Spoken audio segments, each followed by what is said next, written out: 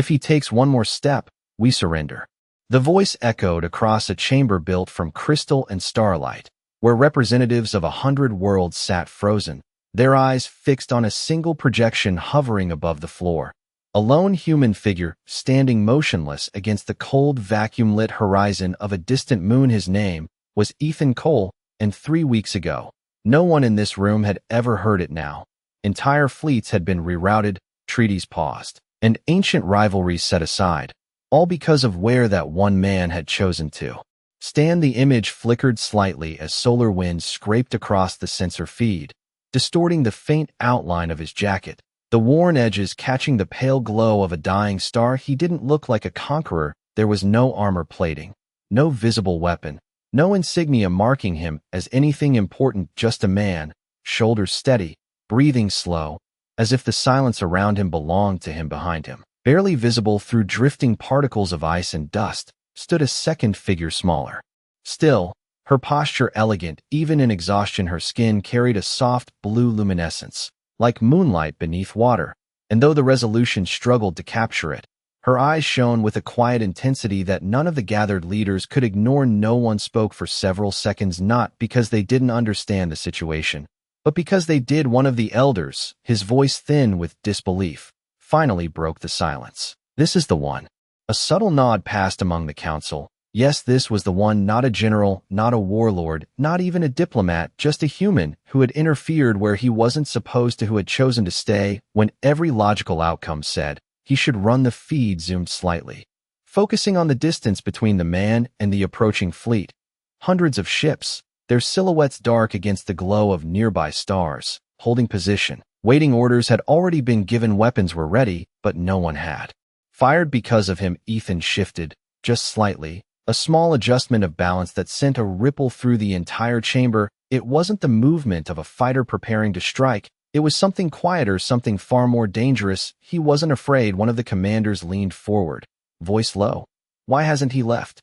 No one answered, not out loud, but they all knew, because leaving meant abandoning her. And somewhere, in the silent space between reason and instinct, that choice had already rewritten the rules. The projection flickered again, stabilizing just enough to catch a final detail.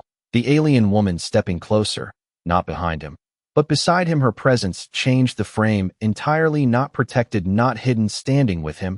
And in that moment, the realization settled across the chamber like a slow, inevitable gravity. This wasn't a hostage situation. This wasn't a standoff. This was something far worse for them. The human wasn't guarding her. He had chosen her, and she had chosen him. 3 weeks earlier, the air inside Ethan Cole's cargo hauler tasted like recycled metal and stale coffee, the kind that left a dry film on the back of his tongue. As the engines idled low beneath his boots outside the viewport, the frozen moon stretched for miles in every direction, a flat white desert broken only by jagged black rock formations that clawed up through the ice like the bones of something ancient. His console flickered with minor warnings: fuel efficiency, dropping navigation, drift compensating. Nothing unusual, nothing urgent. Ethan leaned back in his seat, rubbing a hand across his unshaven jaw, and exhaled slowly. This was supposed to be a simple run: drop the cargo, pick up the credits, and leave before anyone important noticed he existed. That was the rule.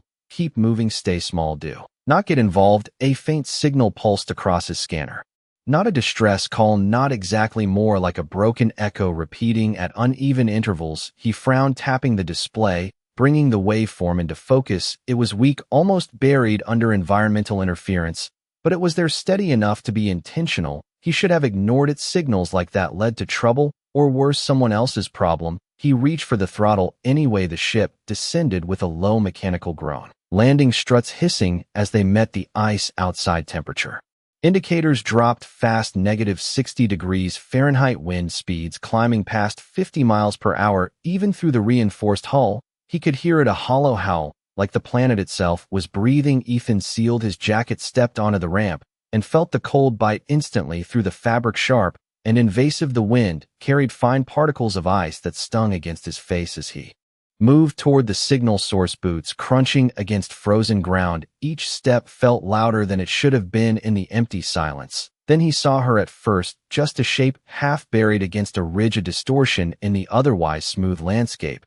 But as he got closer, details began to form. A figure restrained, upright metal bindings fixed into the ice. Her posture forced her head slightly forward, long strands of pale hair frozen against her shoulder. The fabric around her was torn not from struggle, but from exposure, edges stiff with frost. Her skin glowed faintly beneath the thin layer of ice, a soft blue luminescence barely visible against the storm. Her eyes were open. He stopped about 10 feet away, instincts tightening in his chest. This was wrong, not the situation that happened everywhere in one form or another, but the feeling of it, the precision, the intent. This was not abandonment, this was placement. She looked at him directly, no fear, no pleading, just a steady, unblinking focus. As if she had been waiting for this exact moment. The wind howled louder between them, carrying the faint hum of the restraint field anchored to her wrists. Ethan's jaw tightened. He did not move for several seconds. His mind ran through the options: leave and pretend he never saw it, call it in and let someone else deal with it, or step forward and cross a line. He had spent years avoiding. The signal pulsed again, weaker now, but still there. He exhaled slowly, the breath fogging in front of him, and muttered, "Under it, not my problem." His boots shifted, turning slightly back toward the ship. He took one step away, then stopped. The sound of the wind changed just enough that he could hear it, her breathing shallow, uneven. But there, Ethan closed his eyes for half a second. Something in his chest pulled tight in a way he could not ignore. He turned back, walked the 10 feet, and crouched beside her. The metal was cold enough to burn through his gloves. As he reached for the restraint lock, his voice came out low, steady, almost annoyed with himself. "You picked a terrible place to wait for help." For the first time, her expression shifted, not relief, not gratitude, something quieter, something that looked almost like curiosity. As the lock released with a soft click, the wind carried her voice to him, fragile but clear. "I was not waiting for help." Ethan paused just long enough to meet her eyes before finishing the release. "Yeah," he said under his breath, "neither was I." The restraint released with a soft metallic hiss, and the tension in the air shifted instantly, not gone, but changed like a storm that had not decided whether to break or pass. Ethan pulled his hand back slowly, watching her for any sudden movement, but she did not lunge, did not retreat. She simply remained where she was for a second longer, as if recalibrating to the idea of being free. The wind cut sharply across the ridge, lifting strands of her pale hair and scattering ice crystals into the air around them. Her glow dimmed slightly, then steadied, a faint pulse beneath her skin that felt less like light and more like something alive, adjusting. She tried to stand and failed, not from weakness, but from imbalance, her legs not responding the way they should after being held in place for too long. Ethan caught her instinctively, one arm steady at her side. Before she could fall completely, she stiffened at the contact, not in fear, but in surprise, as if touch itself was unfamiliar, or at least unexpected from him. "Easy," he said quietly, not soft, not gentle, just practical. "Your circulation is shot, give it a minute." She did not thank him. Her eyes lifted to meet his again, searching not his face, but something behind it, something she was trying to understand. "You should not have done that," she said after a moment, her voice steadier now, though still carrying the strain of the cold. "Yeah," Ethan replied, glancing back toward his ship through the blowing ice. "I am getting that feeling." A low vibration rolled through the ground beneath their feet, so subtle it might have been mistaken for distant thunder, but the sky above remained empty, no clouds, no lightning, just stars, and the pale arc of a gas giant hanging low on the horizon. Ethan's expression tightened as he turned his head, scanning the distance. His instincts spoke before any instrument did. Something was coming. He did not ask her what she was or who had put her there, because the answer was already written in the way the silence pressed in around them. He shifted his grip slightly, helping her find her footing again, and stepped back once she was stable. "Can you move?" he asked. She took a step, testing her balance, then another, slower this time, but controlled. "Yes," she answered simply. He nodded once and gestured toward the ship. "Then we leave." She did not move immediately. Instead, her gaze flicked past him toward the open expanse beyond the ridge, as if measuring distance, timing probability, calculating outcomes faster than he could follow. "They will track you now," she said, "if I go with you." Ethan let out a short breath, something close to a dry laugh, but without humor. "Yeah," he said, "that is usually how that works." The vibration came again, stronger this time, accompanied by a faint distortion in the air far off at the edge of visibility, like heat rising from pavement, except this world was far too cold for that. Ethan did not wait for a third warning. He turned and started back toward the ship, expecting her to either follow or stay. Behind, he did not look back to check. Footsteps joined his a second later, light but precise, keeping pace without hesitation. By the time they reached the ramp, the wind had picked up even harder, forcing him to lean slightly into it. As he keyed the hatch open, the interior lights flickered to life, casting a warm amber glow that felt almost unreal after the harsh white outside. He stepped aside just enough to let her enter, first not out of courtesy, but because it was faster. She paused at the threshold. For a fraction of a second, eyes scanning the interior, the narrow corridor, the exposed wiring, the patched panels, everything about it spoke of survival, not comfort. Then she stepped inside. Ethan followed, sealing the hatch behind them. With a firm press of his palm, the sudden silence hit. Like pressure, the wind cut off instantly, leaving only the low hum of the ship's systems and the sound of their breathing. He moved past her, heading straight for the cockpit, already running through departure checks in his head when her voice stopped him. "Human," she said. He hesitated just enough to glance back. "Ethan," he corrected automatically. She held his gaze for a second longer, as if testing the name, then gave a slight nod. "Ethan," she repeated quietly. "You should not have come back for me." He turned fully this time, leaning one hand against the bulkhead, studying her expression, the way her light had stabilized, the way she stood now, balanced, composed despite everything. "I did not come back," he said flatly.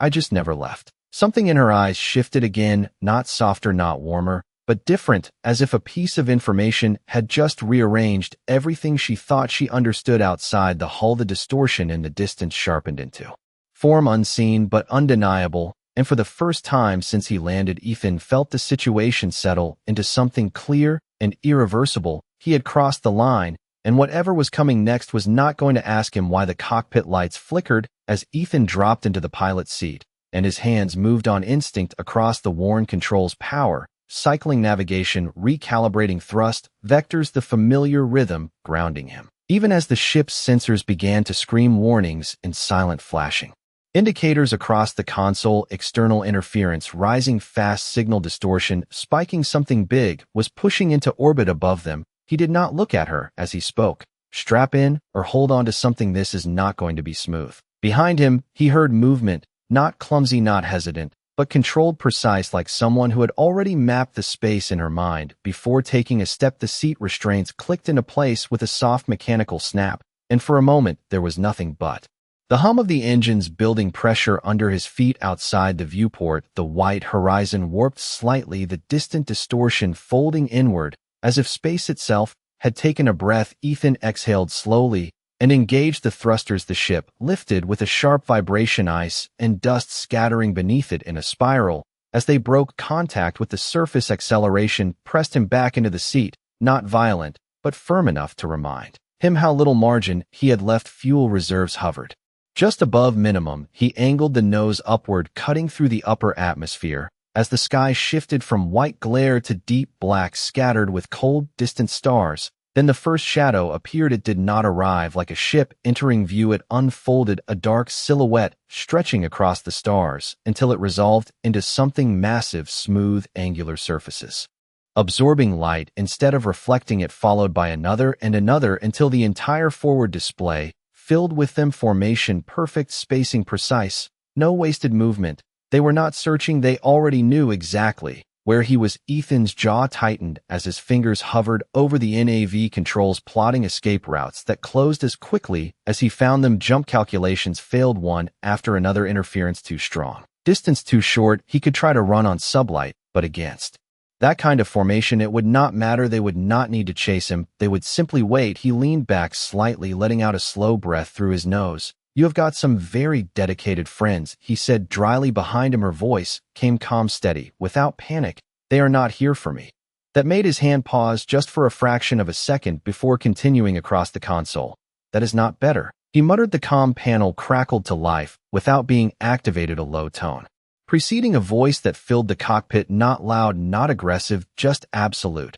"Unidentified human vessel power, down your engines, and prepare to be escorted." Ethan stared at the display for a moment, then reached up and muted the channel. Without responding, silence returned, but it felt heavier now, like the ship itself understood the weight of the situation. He adjusted their trajectory slightly, not toward the fleet, but not directly away, either holding position in a narrow band of space where he still had options, even if none of them were good.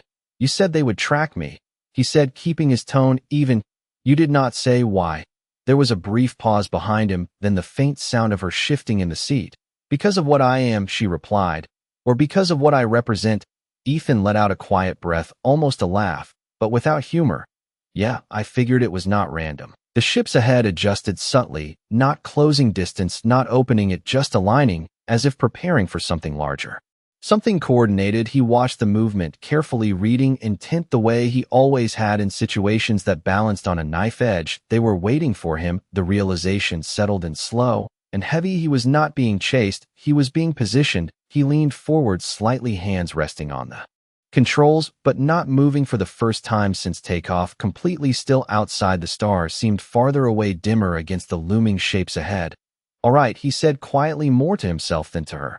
Then let us see what happens if I do not run. Behind him, there was no answer, just the soft, steady sound of her breathing matching his in the enclosed space, as the distance between one human ship and an entire fleet held perfectly still, like the moment before something irreversible begins. The silence inside the cockpit stretched until it felt like a physical thing pressing against Ethan's chest, the low hum of the engine steady but strained, as if the ship itself understood it was being watched. Every system indicator glowed in muted amber, not failing, but not comfortable either. He kept his hands resting lightly on the controls, not gripping, not ready to flee, just present, waiting outside the formation, held perfectly still. Massive silhouettes suspended against the starfield like carved shadows, untouched by time. They did not advance, they did not retreat, they simply existed, and that made them far more unsettling than any pursuit. Ethan exhaled slowly, his breath fogging faintly in the cool, recycled air. They are not in a hurry, he said under his breath. Behind him, her voice came just as calm. They do not need to be. He glanced at the side display, tracking distance vectors and power signatures, reading numbers that confirmed what instinct already told him. They could end this distance in seconds if they wanted to, but they were choosing not to. That meant this was not about force, it was about control. Another signal pushed through the interference, this time stronger, clearer, forcing the comm panel to reactivate on its own. The same voice returned, measured, precise. Human pilot, you have deviated from assigned corridor and are now in restricted space. You will reduce propulsion output and prepare for escort. Ethan let the message play out fully this time before reaching forward and lowering the volume instead of muting it completely. He tilted his head slightly, listening not just to the words, but to what was missing. There was no anger, no urgency, no threat, just certainty. He leaned back in his seat, eyes still on the forward display. You hear that? He said quietly. They are talking like this is already over there. Was a pause behind him, then the soft shift of fabric as she adjusted in her seat. For them it is, she replied. Ethan let out a short breath that might have been a laugh if it carried any humor. Yeah, well, I have never been good at ending things on someone else's schedule. His fingers moved again, this time slower, bringing up manual overrides, bypassing a few of the automated safeties that had been added long before he owned the ship. Not to run, not yet, just to remind himself he still had control over something. The fleet responded not with movement, but with alignment, a subtle shift in formation that tightened the invisible boundaries around him, closing angles he had not even tried, yet he noticed every degree, every fraction of a second it took them to adjust, and understood the message. They were not reacting to what he did, they were reacting to what he might do. He leaned forward, slightly studying the center of the formation, where one ship larger than the rest held position, its surface reflecting just enough starlight to reveal smooth, uninterrupted lines. No visible weapons, no visible ports, just presence. That one, he said quietly, more to himself than to her.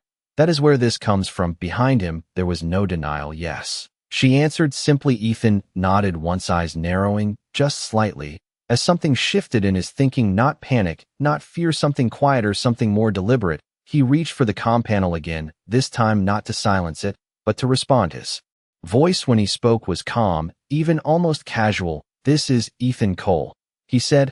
I am not in your corridor, and I am not requesting an escort. He paused just long enough to let the words settle, then added, if you have something to say, you can say it directly. For a moment, there was nothing, just static and the low hum of the ship. Then the channel cleared, and a different voice came through, deeper, slower, carrying weight that the first one did not. Human, it said, you are in possession of something.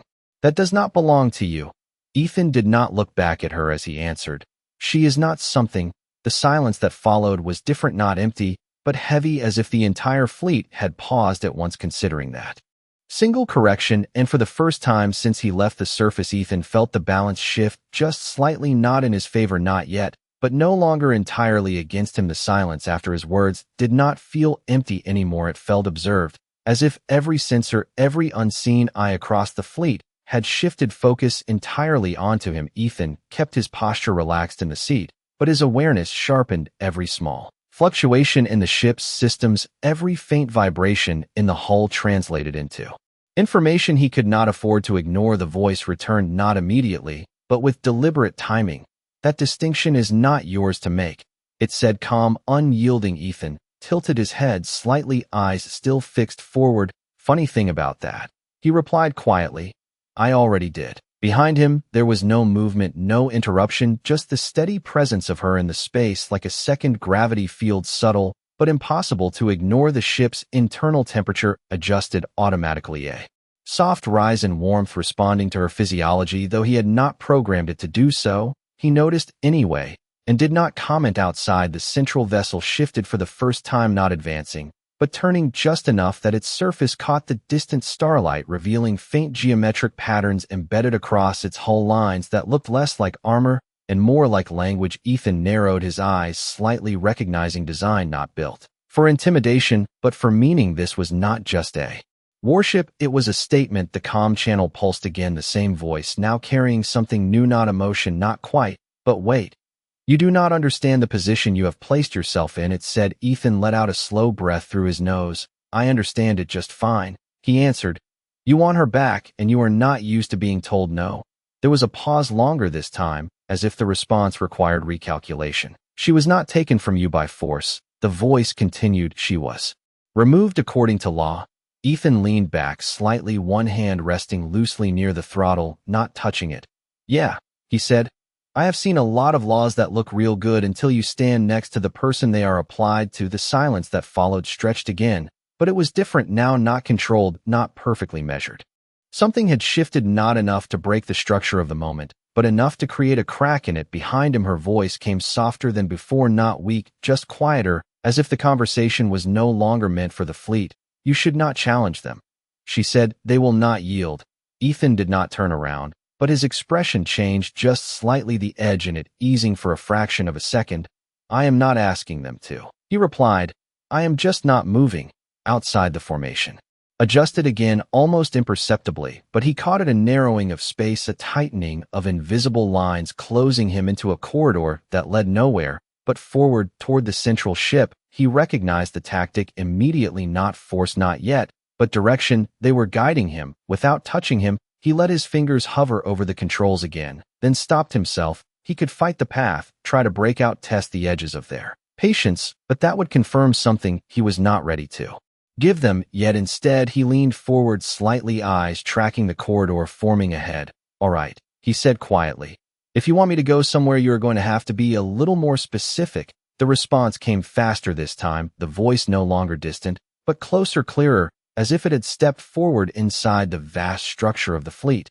Proceed forward on your current vector, it said. Maintain velocity at 120 miles per second. Deviations will be corrected. Ethan glanced at the speed indicator, then back at the void ahead, where the central ship waited unmoving. He did not acknowledge the command out loud. He simply nudged the throttle forward. The ship responded smoothly, engines adjusting with a low, controlled hum. As they entered the corridor fully, the distance between him and the central vessel began to close, slow, deliberate. Every mile measured, every second observed. Behind him, there was no sound, no movement. Just her presence, steady, unbroken, as if she had already accepted where this path led. Ethan's grip on the controls remained light, almost casual, but his mind was already moving ahead, calculating angles, outcomes, choices that did not look like choices yet, because somewhere in the space between following and surrender there was a line, and he had not crossed it.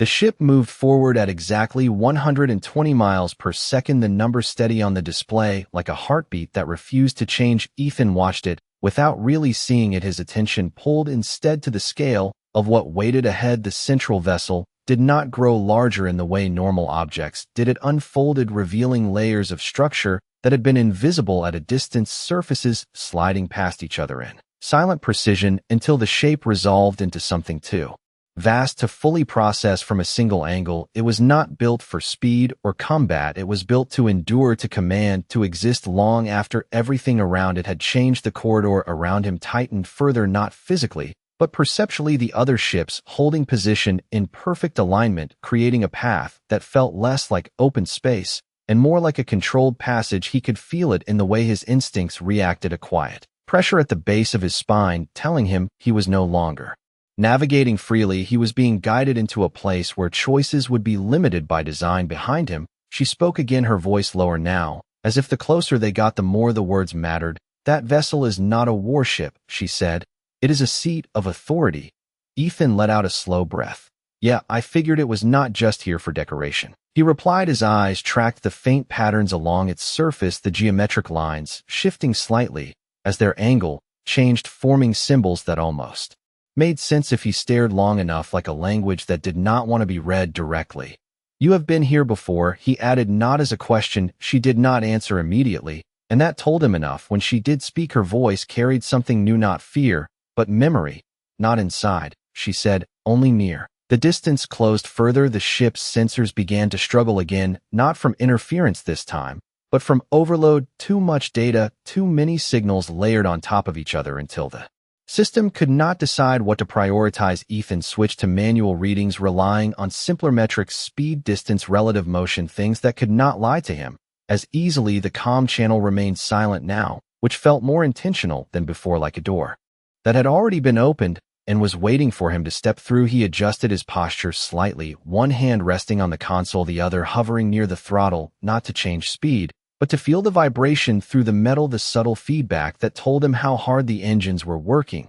"You still have not told me why they want you back this badly," he said quietly. This time she did not delay. "Because I was not meant to leave," she answered. Ethan tilted his head slightly. "That does not explain why you were out there in the first place," he said. The silence behind him stretched longer now, not empty, but heavy with something unsaid. He did not turn around. He did not push. The ship crossed an invisible threshold, and everything changed. The stars ahead dimmed, not disappearing, but fading, as if the space around the central vessel bent light just enough to make the outside universe feel distant. The hull of his ship vibrated, once low and deep, like a tone too large to hear properly. Then it stopped. They were close now, close enough that the surface of the massive structure filled the entire forward display, smooth, uninterrupted except for a single opening forming ahead, panels separating with silent precision, revealing a space within that was not dark, but not lit either, just present, waiting. Ethan's grip tightened for the first time since he entered the corridor, not out of fear, but recognition. This was the moment, the kind that did not repeat, the kind that decided everything. That came after. He leaned forward slightly, eyes fixed on the opening as his voice dropped to almost nothing. "If I go in there," he said, "this does not stay simple anymore." Behind him her answer came, just as quiet, just as certain. It was never simple. The ship continued forward, crossing the threshold into the waiting space, and for a brief second, as the light shifted and the outside vanished, Ethan understood something clearly. For the first time since he stepped onto that frozen moon, he had not been brought here by mistake, and whatever this place was, it had been expecting him. The transition was so smooth, it almost felt like nothing had happened. One moment the ship was surrounded by distant stars, and the next it was inside something vast enough to swallow entire fleets without effort. The sensors struggled again, but this time not from overload or interference, simply from scale. The space around them did not behave like open vacuum. It held structure, invisible boundaries that guided motion without touching it. Ethan eased the throttle down slightly, not because he had been told to, but because instinct said speed no longer mattered. The engines responded with a softer hum, the vibration beneath his boots settling into something steadier, almost calm. The opening behind them sealed without a sound, panels closing with perfect alignment until there was no trace of the entrance left, only a seamless surface stretching into shadow and faint ambient light that seemed to come from nowhere and everywhere at once. He did not speak for several seconds, letting his eyes adjust, letting his mind catch up to what he was seeing. Massive interior spans curved outward in all directions, layered with geometric patterns that shifted slowly like a language in motion, not static, not decorative, but alive in some quiet, deliberate way. It did not feel like a hangar, it felt like a threshold behind him. Her breathing changed, not faster, not slower, just deeper, as if the air itself carried something familiar to her. He noticed that too, and filed it away. This place, he said quietly. It is not just built. She answered almost immediately, no. Her voice carried something different now, not tension, not uncertainty, something closer to recognition. It is maintained. Ethan nodded once, though she could not see it, and guided the ship forward along the only visible path, a wide corridor, defined more by absence than structure, where the patterns parted just enough to allow passage. There were no docking signals, no guiding lights, no instructions, but the direction was clear in the same way gravity is clear. You do not question it, you feel it pulling you where you are meant to go. The ship drifted to a stop without him fully deciding to stop at the controls. Soft beneath his fingers, as if the system itself had accepted the position and held it steady. He glanced at the console readings. Everything normal, no external clamps, no docking arms, just stillness. He let his hands fall away from the controls, slowly, not surrendering them, just acknowledging that for the moment nothing more was required. The silence inside the cockpit deepened until it felt almost complete. Then something shifted, not outside, not on the displays inside the ship. A tone barely audible passed through the structure, low and resonant, like a note played too deep to hear, but strong enough to feel. The lights dimmed slightly, then stabilized, adjusting to a new baseline. Ethan's eyes narrowed just a fraction.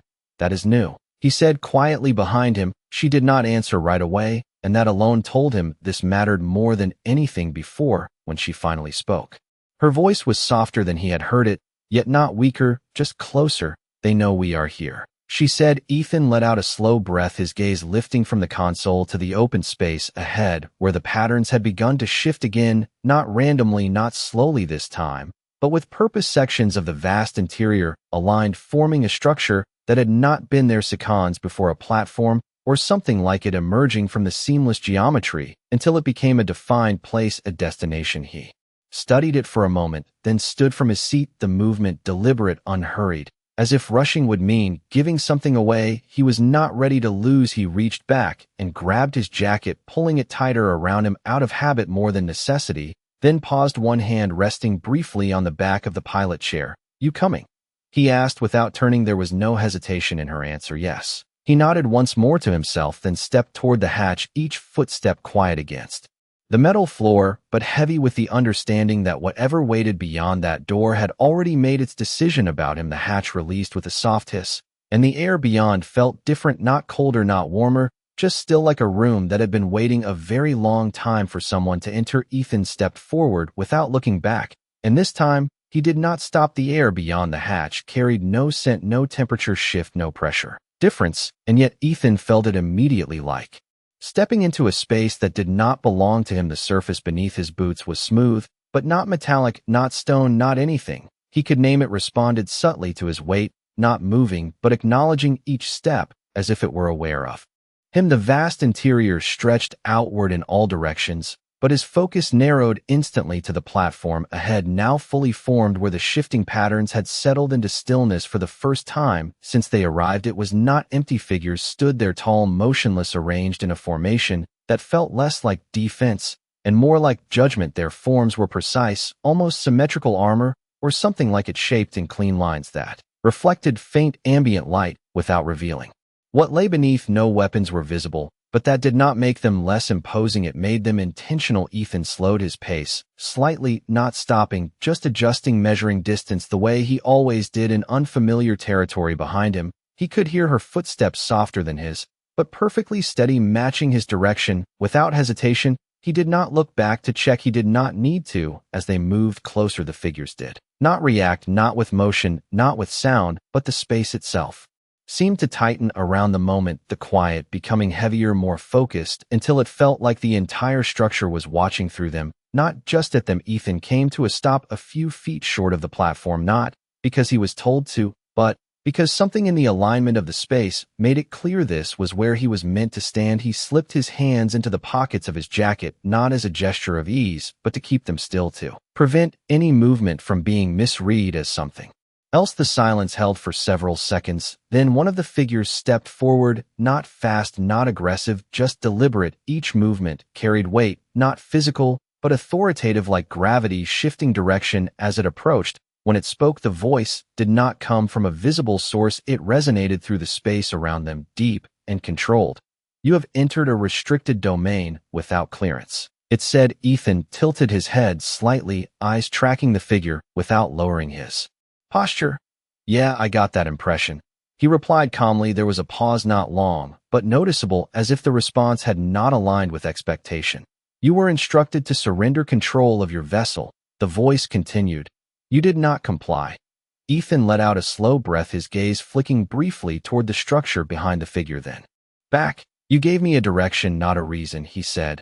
I followed the part that made sense. Behind him, her presence shifted, not stepping forward, not retreating, just becoming more defined, like she was no longer trying to remain unseen. The figure's attention moved to her without turning its head, a subtle realignment that made it clear she had always been part of this equation. You were not authorized to leave your assigned position, the voice said, now directed at her.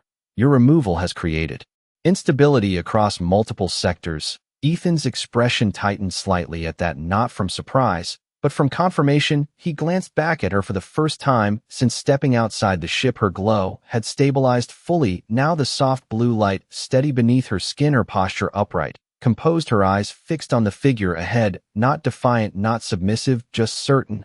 I was not removed, she said quietly. I chose to leave. The silence that followed was different from before, not observational, not measured, something deeper, something that carried consequence. The figure in front of them did not move, but the space around it shifted, the patterns along the walls aligning in sharper lines, more defined angles, like the structure itself was responding to her words. Ethan felt it in his chest, a low pressure, not uncomfortable, but undeniable. He looked back at the figure, then forward again, his voice low but clear. So what happens now?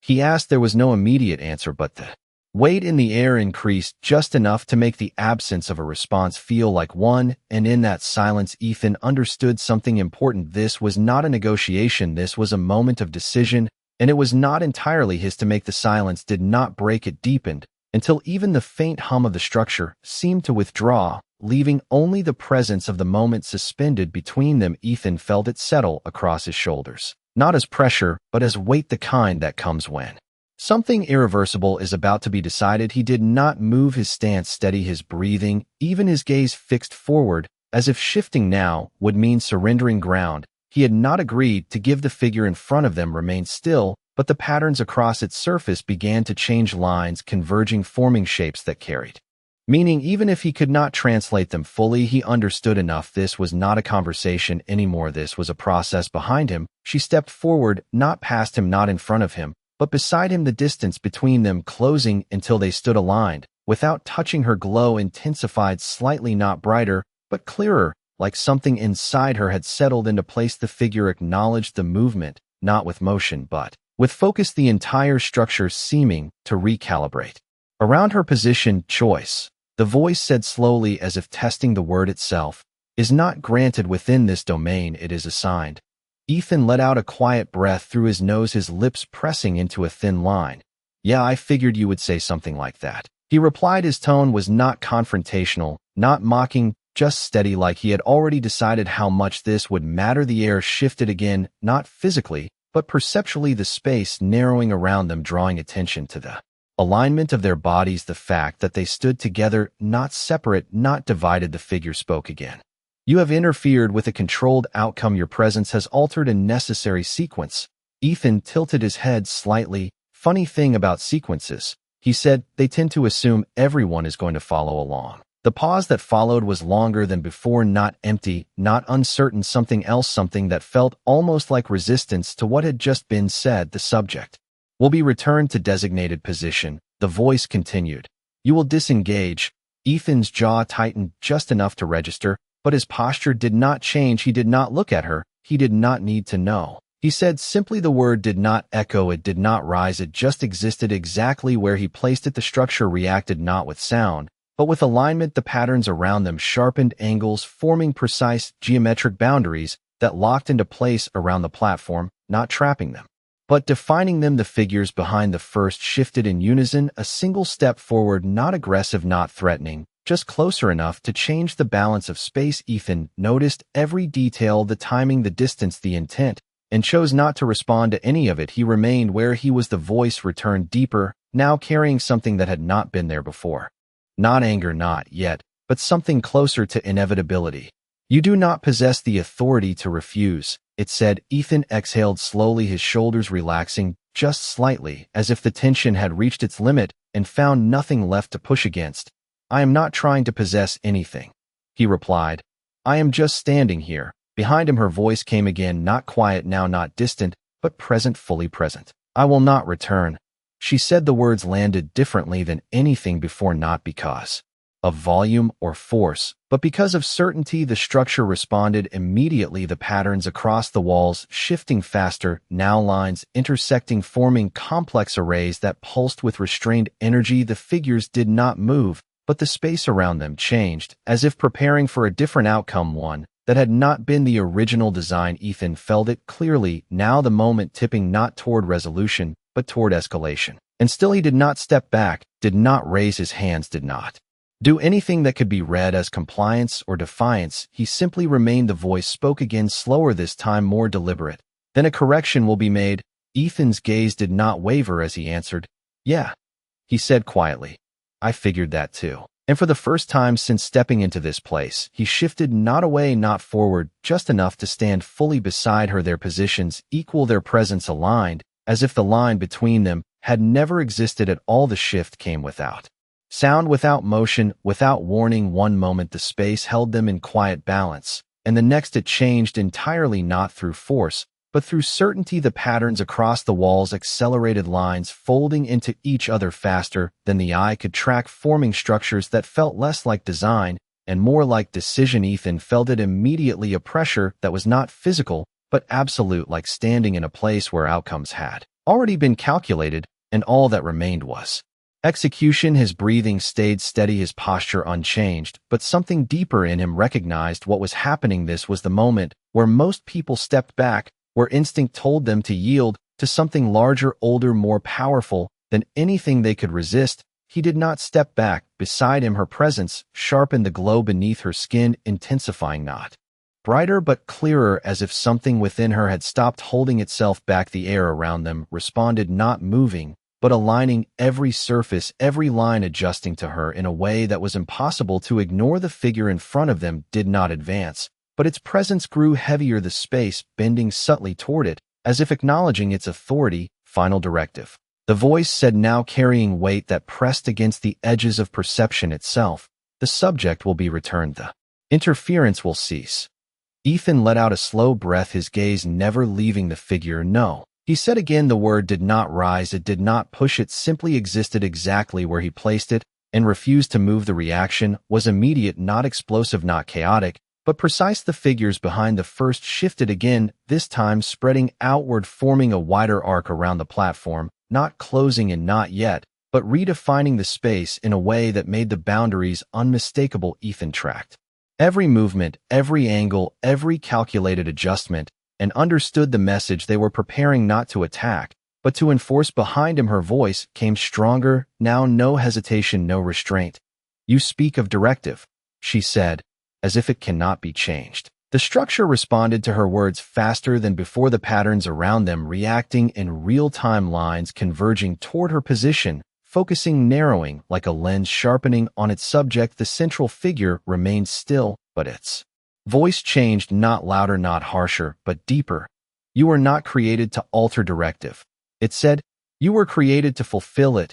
Ethan felt the shift beside him, not movement, not retreat, something else, something internal, aligning. He did not look at her, but he felt at the moment something inside her stopped asking and started deciding. When she spoke again, her voice carried that difference completely. "Then you were given incomplete understanding," she said. The silence that followed was not empty, it was fractured, the perfect control of the space disrupted, just enough to create something new, something unaccounted for. Ethan felt it like a crack running through glass, not visible, but undeniable. He moved, then not forward, not away, just enough to step fully into alignment with her. Their shoulders nearly level, their presence no longer separate points, but a single line. The figures adjusted.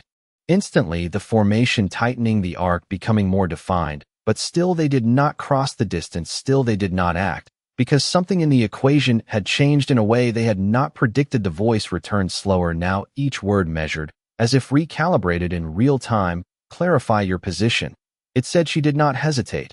I will not return to a role that was chosen without me, she said. I will not stand within a system that removes choice and calls it stability. The patterns across the structure surged, lines intersecting faster, forming complex arrays that pulsed with restrained response, not uncontrolled, but no longer perfectly balanced. Ethan felt the shift completely, now the moment tipping past the point where it could be reset. He did not raise his hands, did not change his stance, did not do anything except remain exactly where he was, his voice low, steady, as he spoke one final time into the silence. She already chose, he said, and I am not moving. And in that instant, the space around them stopped, adjusting, not resolving, not collapsing, simply holding, as if the entire structure had reached a boundary it had never encountered before and did not yet know how to cross. The pause did not break, it expanded, stretching across the vast structure, until even the smallest shift felt amplified. Ethan stood perfectly still, his breath slow, his posture unchanged, but inside something had already settled. Not resistance, not defiance, something simpler, something final. He was not going to move. Beside him, her presence transformed completely, the faint glow beneath her skin, no longer subtle, no longer restrained, it stabilized into something steady, something undeniable, like a signal that had finally locked into its true frequency. The patterns across the walls reacted instantly, not with chaos, but with recalibration, lines retracting, then reforming at a higher precision, sharper angles, cleaner intersections, as if the structure itself was adjusting its understanding in real time. The figures that had formed the arc did not step closer, they did not need to. The space between them and the platform no longer felt like distance, it felt like a boundary, one that had been drawn and was now being reconsidered. The central figure remained motionless, but the weight behind its voice shifted, not authority, not command, something older, something deeper. Deviation acknowledged, it said slowly, each word carrying more consideration than before. Ethan's eyes narrowed slightly, not in suspicion, but in recognition. Something had changed. The certainty that had filled the space moments ago was no longer absolute. It had fractured, not broken, but opened just enough to allow something else through. Clarification required.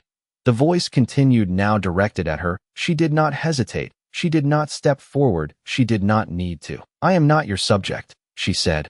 I am not your outcome. I am not your assigned position. The words landed differently than before, not challenging, not resisting, simply stating something that had already become true. The structure responded immediately, not with pressure, but with expansion, the space around them widening subtly, the invisible boundaries loosening just enough to change the balance. Ethan felt it in his chest, the tightness, easing, not relief, not safety, just the absence of something that had been there moments before. He exhaled slowly, his shoulders lowering a fraction as he glanced at her for the first time since the shift. Her eyes were no longer searching, no longer questioning. They were clear, focused, not on the figures ahead, but on something beyond them, as if she was no longer responding to the system, but defining herself within it. The central figure's surface patterns changed again, the geometric lines reorganizing into configurations that seemed less rigid, less fixed, as if the structure itself was adapting to information it had not been designed to process. Authority realignment in progress,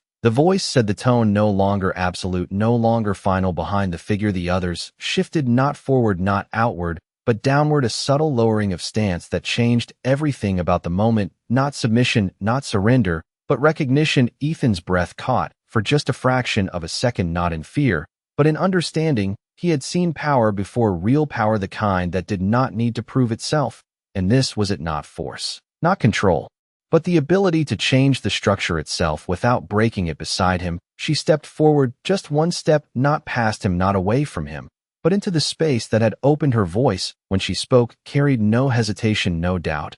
I choose my path, she said, and I choose who stands with me. The silence that followed was not heavy, it was vast, stretching outward through the structure, through the fleet, beyond, through everything that had been aligned against them moments before. and then the voice returned softer, now not weaker, but transformed, choice acknowledged. It said Ethan did not move, did not speak, did not react outwardly. But inside something shifted, something quiet, something grounding. The line had been crossed not by force, not by conflict, but by something far more dangerous to systems like this: one choice, and for the first time since stepping into this place, the outcome was no longer predetermined. The space did not return to what it had been. It became something else entirely, not looser, not weaker, but changed in a way that could not be undone. Ethan stood where he was, the stillness around him no longer pressing, no longer defining him. Instead, it existed alongside him, like a system that had adjusted its boundaries to include what it could not remove. The figures ahead remained in place, but their posture had shifted subtly. The rigid symmetry softened into something more fluid, not disorganized, not uncertain, just no longer absolute. The central figure regarded them in silence, its surface patterns slower now, less reactive, as if the need to calculate had been replaced by the need to observe. Beside him, she did not glow brighter, she did not step further, she simply stood, and that was enough. The structure responded to her presence, not by yielding, but by aligning, not around authority, not around command, but around acknowledgement. Ethan let out a slow breath, the tension he had been carrying since the frozen moon easing, without fully leaving. He did not relax, he did not drop his guard, but he understood now that this moment had moved past the point where force mattered. So that is it, he said quietly, not to challenge, not to provoke, just to mark the shift. You recognize her choice, and we walk out of here. The figure did not answer immediately. When it did, its voice carried no edge, no pressure, only clarity. Recognition is not permission, it said, it is adjustment. Ethan nodded once to himself. That made sense in a way systems like this could understand, then adjust. He replied simply. The silence that followed was no longer heavy, it was expansive, stretching outward through the vast interior, through the fleet beyond, through everything that had once been aligned against them. The patterns across the structure shifted again, slower, now deliberate lines forming pathways where there had been none before, corridors opening not to contain, but to allow movement, not directed, not forced, just available. The arc of figures stepped back, not retreating, not conceding, but creating space, a gesture that carried more meaning than any command could. Ethan watched it all, without reacting outwardly, his mind tracking every detail, every change, committing it to memory, not because he needed it now, but because he understood that moments like this shaped everything that came after. Beside him, she turned slightly, not toward the figures, not toward the structure, but toward him, her eyes steady, her expression clear. There was no question in it, no hesitation, only certainty. We are leaving, she said. He glanced at her for a brief second, then back at the open path ahead. Yeah, he answered, we are. They moved together, not in sync, not rehearsed, just naturally aligned, each step carrying them forward across the platform and into the newly formed corridor. The surface beneath their feet responded the same way it had before, acknowledging, but not restricting, the vast structure around them, quiet, now not watching, not judging, simply existing. As they passed through it, the ship waited where they had left it, unchanged, untouched, as if nothing had happened at all. Ethan paused at the base of the ramp for just a moment, not looking back, not needing to, but feeling the weight of the place behind him settling into something distant, something finished. He stepped inside, and she followed, the hatch sealing with a soft hiss that sounded almost final. He returned to the cockpit, sliding into the seat, hands resting on the controls as the systems came alive around him. Familiar, steady, unchanged. Outside, the corridor remained open, no ships moving to block them, no signals forcing direction, just space, clear and waiting. He engaged the engines, and the ship responded, instantly lifting forward, smooth, controlled, as it moved back through the path that had been given, and then beyond it into open space. The stars returned slowly at first, then all at once filling the viewport with cold, distant light. Ethan did not accelerate immediately. He let the ship drift for a second longer, watching the massive structure behind them recede, its form folding back into the void, until it became just another shadow among countless others beside him. She sat in silence, her presence steady, her glow soft but constant, not fading, not fluctuating, simply there. He glanced at her once, then back to the stars ahead, his voice low, almost absent of thought. They were not afraid of me, he said quietly. They were afraid of what happens when someone like you decides. She did not answer, not because she could not, but because she did not need to. The ship continued forward, leaving the structure, the fleet, the moment behind them. but carrying something else with it, something unseen, something that would not stay contained, and somewhere far beyond the reach of that place. Systems were already adjusting to a reality they had not planned for, one where a single human had stood still and a single choice had changed everything. He did not look back. He did not need to. The stars ahead were enough.